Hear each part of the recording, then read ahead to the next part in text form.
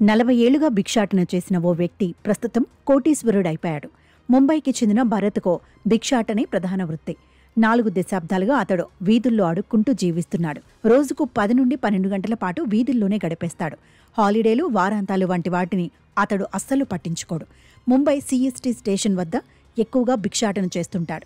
రోజుకు 2000 నుంచి 2500 సంపాదించే అతడు ఆ డబ్బులన్నీ ఎంతో జాగ్రత్తగా దాచిపెట్టి ఆస్తులు కూడబెట్టాడు. ఇప్పుడు అతడికి ముంబైలో 2 ఫ్లాట్లున్నాయి. ఆస్తుల విలువ 7.5 కోట్లకు పైమాటే. తానేలో అతడికి 2 కమర్షియల్ షాపులున్నాయి. వాటి ద్వారా నెలకు 30,000 రెంటల్ ఇన్కమ్ వస్తుంది.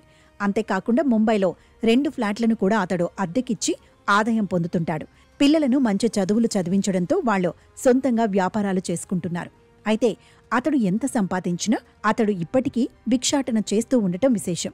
ఏళ్ల తరబడి అనుసరిస్తున్న జీవన విధానాన్ని వదులుకోలేకపోవడమో, మూలాలను మర్చిపోకూడదన్న భావనో తెలియదు కానీ ఇప్పటికీ అతడు ముంబై స్టేషన్ వద్ద కనిపిస్తుంటాడు.